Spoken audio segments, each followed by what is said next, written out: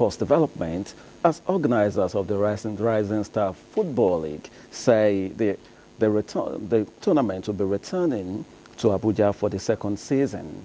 20 teams from different area councils of the Federal Capital Territory took part in the 2024 league, which culminated in a Super 4 tournament that produced the eventual champions.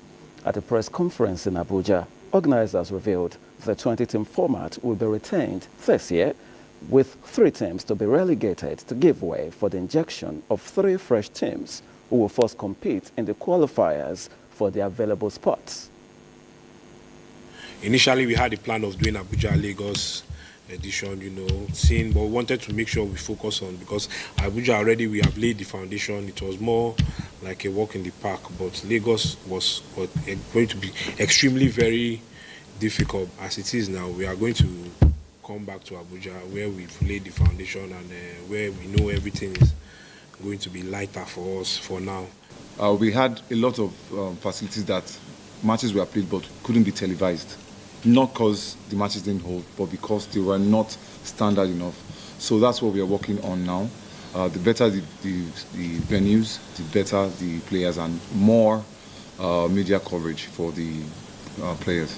This time around, I think we'll go beyond the Buhari Stadium. We are aware that there are some other facilities that have, come up for, use, like the Nyanya facility. We are aware that there's a facility in Nyanya, and we're also trying to see how we can exploit the University of Abuja. Now, Remo Stars began the second stanza of the Nigeria Premier Football League the same way they ended the first, as they ran out 2-1 winners away to Akwa United on Sunday in one of the matchday 20 games to strengthen their lead atop the standings. The Sky Blue Stars are now on 39 points from 20 games, 5 points clear of their closest challengers, Rivers United, who lost 2-1 away to Plateau United in Jos, while Heartland continued their move up the log with a narrow 1-0 win over strugglers Lobby Stars. And straight to the English Premier League, where Tottenham slumped to a 4th straight Premier League defeat as strugglers Leicester City fought back from a goal down to claim their first win in 9 games at the Tottenham Hotspur Stadium. In other results, Emerson's fine header secured West Ham a deserved 1-1 draw with Aston Villa.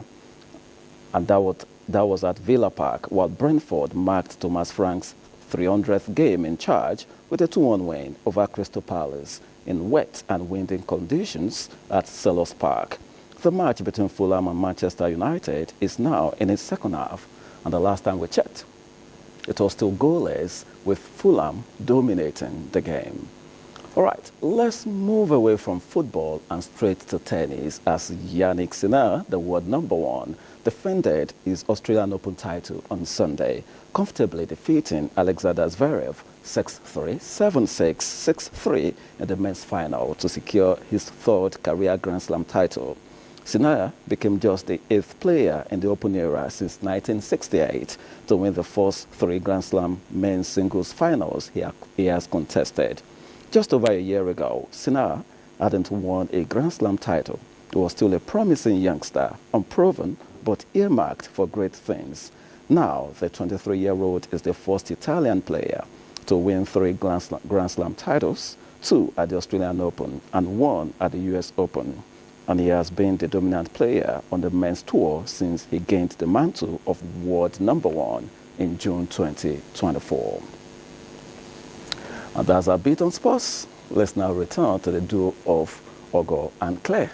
And evidently what I'll be talking about, is the draws for the AFCON, which will be coming up on Monday. We're waiting to see the group that the Super Eagles of Nigeria will be placed among the 24 competing nations. The 24 nations will, try to clinch the cup this time around.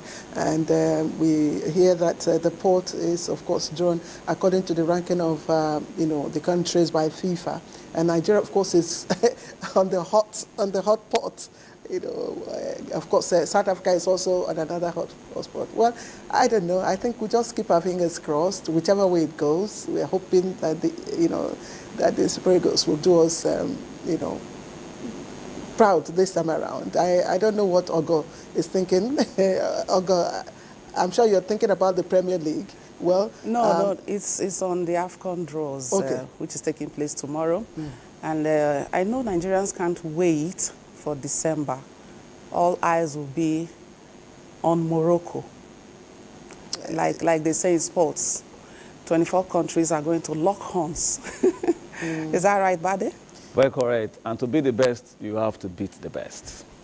But what about Man City and Man U?